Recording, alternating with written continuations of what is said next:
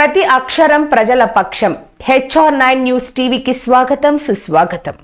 First question 5-6 మంత్రి గారు పవన్ కళ్యాణ్ గారు వచ్చిన ప్రశ్న ఇది వంశీకృష్ణ శ్రీనివాస్ యాదవ్ గారు అడిగింది.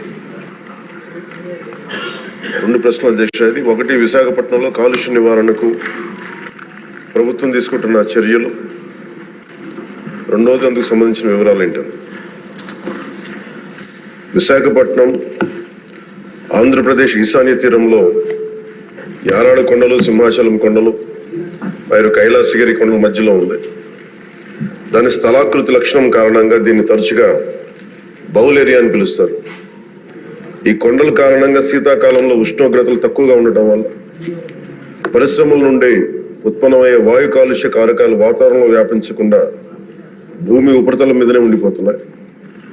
గత కొన్ని దశాబ్దాలుగా విశాఖపట్నం గణనీయమైన పారిశ్రామిక అభివృద్ధిని చవిచూస్తుంది.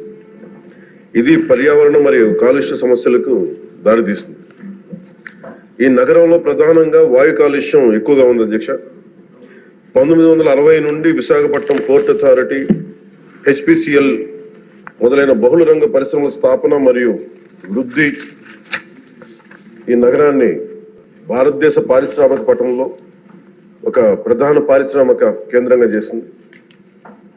పారిశ్రామిక వృద్ధి ఫలితంగా చుట్టుపక్కల వాతావరణంలో ధూళి కణాలు, సల్ఫర్ డయాక్సైడ్, నైట్రోజన్ డయాక్సైడ్ ఉద్గారాలు మరియు ఇతర కాలుష్య కారకాల సాంద్రత పెరిగింది. పరిశ్రమలు, ఇతర రంగాల నుంచి వెలువడే కాలుష్యాన్ని నియంత్రించేందుకు ఆంధ్రప్రదేశ్ కాలుష్య నియంత్రణ మండలి అనేక కార్యక్రమాలు, సమర్థవంతమైన చర్యలు చేపట్టి ఎప్పటికప్పుడు కార్యాచరణ ప్రణాళికలను రూపొందిస్తున్నది. APPCB యొక్క చొరవ నగరాన్ని సల్ఫర్ డయాక్సైడ్ మరియు నైట్రోజన్ డయాక్సైడ్ కాలుష్యం నుండి విముక్తి చేసింది. అయినప్పటికీ ధూళి కణాల కాలుష్యం ఒక సమస్యగానే మిగిలిపోయింది. 2009 సంవత్సరంలో కేంద్ర కాలుష్య నియంత్రణ మండలి CPCB విశాఖ నగరానికి సంబంధించి సమగ్ర పర్యావరణ కాలుష్య సూచిక సెపి స్కోరును 70.82గా లెక్కించి ఉండవలసిన ప్రమాణం 60 కంటే ఎక్కువగా ఉండడం వలన విశాఖపట్నంను తీవ్ర కాలుష్యం ఉన్న ప్రాంతంగా గుర్తించింది. కేంద్ర పర్యావరణ మరియు అటవీ మంత్రిత్వ శాఖ 13/1/2010 విశాఖపట్నం బౌల్ ఏరియాలో పరిశ్రమల స్థాపనకు మరియు విస్తరణకు మారిటోరియం విధించింది. ఇందువలన ఆంధ్రప్రదేశ్ కాలుష్య నియంత్రణ మండలి పరిశ్రమలు మరియు ఇతర భాగస్వాముల సమన్వయంతో బౌల్ ఏరియాలో ఉన్న పరిశ్రమలకు జాతీయ ప్రమాణాల కంటే ఎక్కువ కఠినమైన ఉద్గార ప్రమాణాలను, ఎమిషన్ స్టాండర్డ్స్ ను నిర్దేశించింది. ఉదాహరణకు పార్టికులేట్ మ్యాటర్ PM10 యొక్క గాఢత అంటే మిల్లీగ్రామ్ పర్ మెట్రిక్ క్యూబ్ దాదాపు 50 మిల్లీగ్రామ్ పర్ మెట్రిక్ క్యూబ్ గా జాతీయ ప్రమాణం 150 మిల్లీగ్రామ్ పర్ మెట్రిక్ క్యూబ్ కంటే గాను SO2 లెవెల్ 5 mg, జాతీయ ప్రమాణం 25 mg కంటే నిర్దేశించడం అయింది. ఈ కఠినమైన నిబంధనల కారణంగా పరిశ్రమలు కాలుష్య నియంత్రణ వ్యవస్థను అప్గ్రేడ్ చేశాయి మరియు గ్రీన్ విశాఖ కార్యక్రమం కింద విస్తారమైన గ్రీన్ బెల్ట్ ని అభివృద్ధి చేశాయి. ఈ చర్యల వలన సెపి స్కోర్ 2013 నాటికి 70.82 నుండి 52.31కి తగ్గింది. 2013లో ministry of environment, forest and climate change comprehensive environment pollution index score నగరానికి సంబంధించి 60 కంటే తక్కువగా ఉండడం వలన పరిశ్రమల విస్తరణపై ఉన్న మారిటోరియం ఎత్తివేసింది. కాలుష్యాన్ని నియంత్రించడంలో గణనీయమైన విజయం సాధించినప్పటికీ విశాఖపట్నంలో పరిశ్రమల విస్తరణ కార్యక్రమాల వలన మరియు సంబంధించిన ధూళితో కూడిన సరుకు రవాణా, కార్గో రవాణా మొదలైన తదనంతర కార్యకలాపాలు వాయు కాలుష్యం పెరగడానికి కారణమైనాయి. నగరంలో పార్టికులేట్ మ్యాటర్ అంటే ముఖ్యంగా కణ కాలుష్యం, దుమ్ము, ధూళి, మసి, పొగ ఈ లెవెల్స్ జాతీయ ప్రమాణాలు 60 మిల్లీగ్రాములు మించినందున వాయు నాణ్యత మెరుగుదల అవసరమని ఆంధ్రప్రదేశ్లోని మరో 12 నగరాలతో పాటు విశాఖపట్నంను నాన్ అటైన్మెంట్ సిటీలుగా CPCB గుర్తించింది.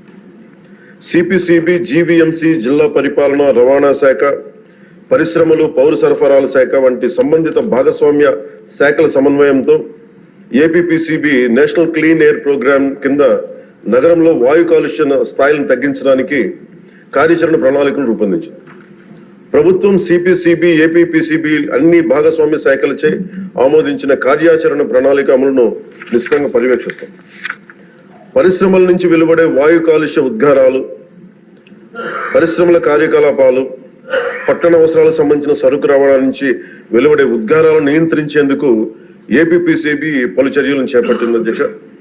అంతేకాకుండా పరిశ్రమలు ఉత్పత్తి చేసి వ్యర్థ జలాలను శుద్ధి చేయడానికి తగిన సామర్థ్యం కలిగిన ఎఫ్లూయెంట్ ట్రీట్మెంట్ ప్లాంట్లను ఏర్పాటు చేయడానికి ఏపీపీసీబీ పరిశ్రమలను నిశ్చితంగా పర్యవేక్షిస్తున్నది. విశాఖపట్నం నగరంలో ఉత్పత్తి అయ్యే మురుగునీటిని జీవీఎంసీ నిర్మించిన 5 మేజర్ సువేజ్ ట్రీట్మెంట్ ప్లాంట్స్ ని 13 మినీ ఎస్టీపీలను మళ్లించడంతో పాటు నిర్దేశిత ప్రమాణాలకు అనుగుణంగా ఎస్టీపీ అవుట్లెట్ వద్ద కాలుష్య స్థాయిని పర్యవేక్షించడం ద్వారా నీటి కాలుష్యానికి అవకాశం లేకుండా వీలు కల్పిస్తా ఉంది. జీవీఎంసీలో ఉత్పత్తి అయ్యే మున్సిపల్ ఘన వ్యర్థాలను వేస్ట్ ఎనర్జీ ప్లాంట్ శుద్ధి చేసి 15 మెగావాట్ల విద్యుత్తును ఉత్పత్తి చేస్తున్నారు అధ్యక్ష.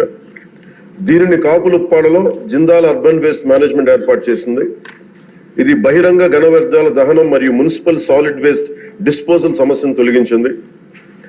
విశాఖపట్నం నగరంలో కాలుష్య స్థాయిలను తగ్గించడానికి, మరిన్న నివారణ చర్యలు చేపట్టడానికి, కాలుష్య మూలాలు మరియు సంబంధిత కాలుష్య కారకాలను సవివరంగా గుర్తించడానికి ఒక సోర్స్ అపాయింట్మెంట్ స్టడీని విశాఖపట్నంలో ఆంధ్ర విశ్వవిద్యాలయానికి అప్పగించడం అయింది.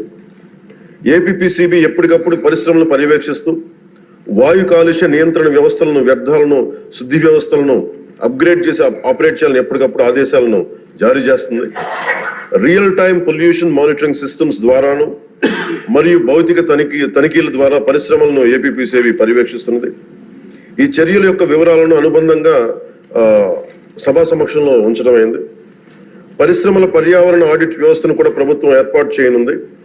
పరిశ్రమల్లో పర్యావరణ ఆడిట్ నిర్వహించడానికి భారత ప్రభుత్వం పర్యావరణ మరియు అటవీ మంత్రిత్వ శాఖ 2024 జనవరి 29న ఒక ముసాయిదా నోటిఫికేషన్ జారీ చేసింది.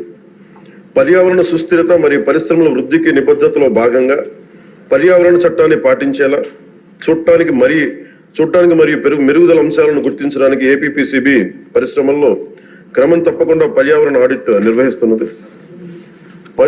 పరిశుభ్రమైన పర్యావరణ లక్ష్య సాధన కోసం ప్రజలతో సహా సంబంధిత భాగస్వాములందరినీ చైతన్యవంతం చేయడానికి ఆంధ్రప్రదేశ్ పొల్యూషన్ కంట్రోల్ బోర్డు మరియు ప్రభుత్వం చిత్తశుద్ధితో కృషి చేస్తున్నాయి. స్వచ్ఛమైన గాలి, స్వచ్ఛమైన నీరు, భవిష్యత్ తరాల శ్రేయస్సు కోసం సురక్షిత పర్యావరణ పద్ధతులతో రాష్ట్రాభివృద్ధి కట్టుబడి ఉన్నాం.